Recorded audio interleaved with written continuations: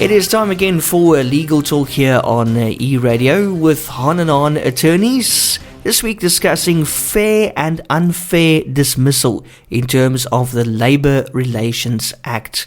And joining us is Nirvana Nothnagel, Associate Attorney at Hahn Hahn. Nirvana, nice to chat to you again. I hope you're well. I am, Ian. Thank you so much for having me back. Yes, welcome back. And today, of course, the Labour Relations Act 66 of 1995. But let's start with the basics, Nirvana. What would be considered fair dismissal? So in respect of the Labour Relations Act, it recognizes three grounds on which a termination of employment might be legitimate. So these are the conduct of the employee, the capacity of the employee, and the operational requirements of the employer's business.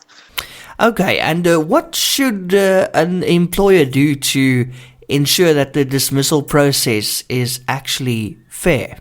The employer should conduct an investigation to determine whether there are grounds for dismissal. So this does not need to be a formal inquiry.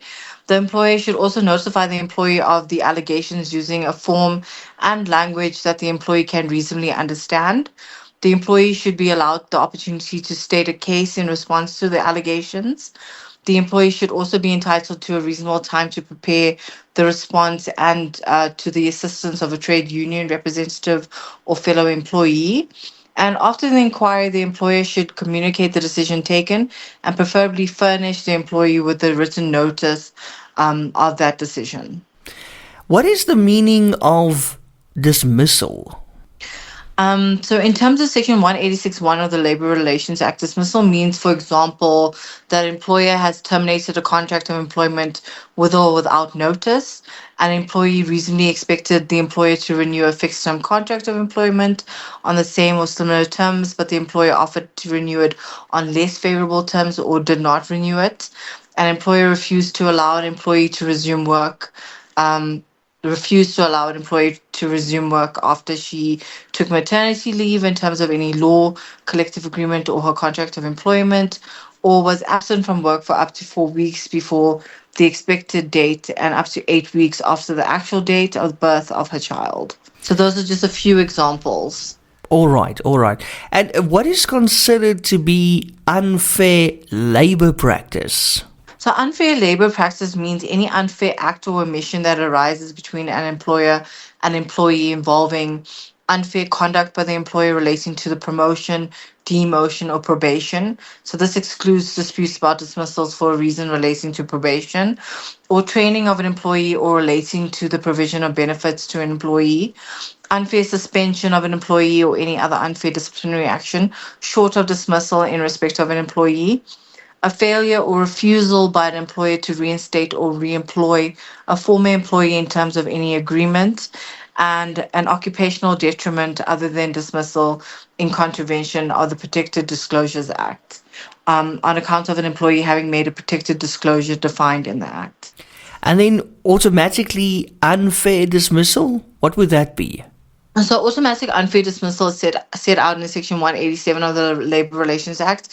A few examples of automatic unfair dismissal are: a dismissal is automatically unfair if the employer is dismissing the employee and acts contrary to Section 549, or if the reason for the dismissal is that the employee participated in or supported or indicated an intention to participate in or support a strike or protest action that complies with the provisions of Chapter 4 of the Act, that the employee refused or indicated an intention to refuse to do any work normally done by an employee who at the time was taking part in a strike that complies with the provisions of Chapter 4, or was locked out unless that work is necessary to prevent any actual danger to life, personal safety, or health, to compel the employee to accept a demand in respect of a matter of mutual interest between the employer and employee, and that the employee took action or indicated an intention to take action against the employer by exercising any right conferred by the Labour Relations Act,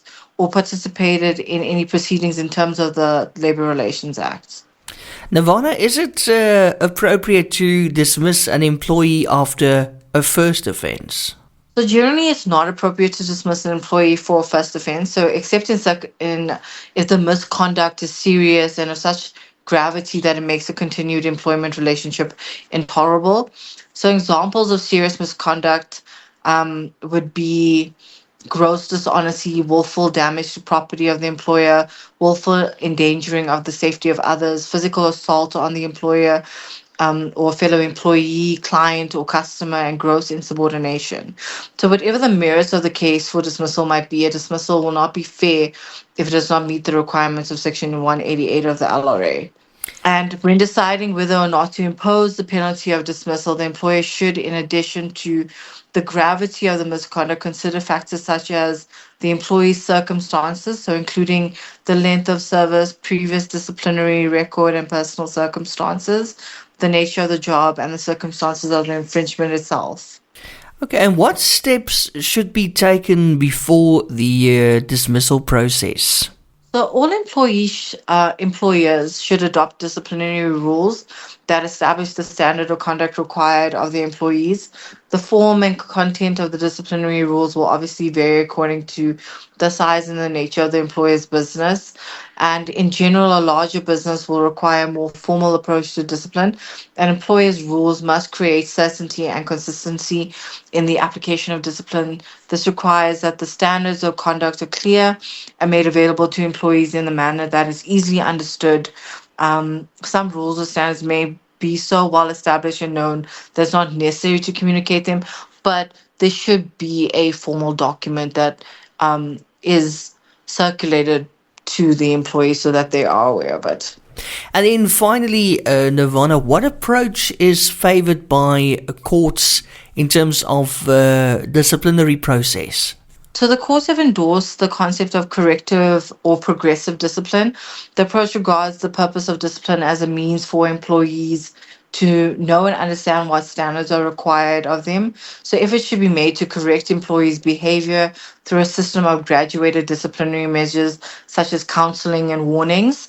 So to this end, formal procedures do not have to be invoked every time a rule is broken or a standard is not met. Informal advice and correction is the best and most effective way for an employer to deal with minor violations of work discipline.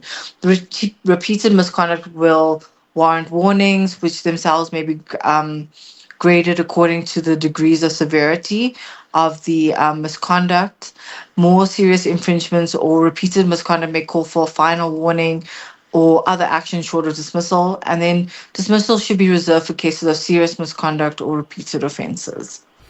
And that is fair and unfair dismissal in terms of the Labour Relations Act 66 of 1995. Nirvana Nothnagel, Associate Attorney at Hahn Hahn. Thank you so much. Thank you so much for having me.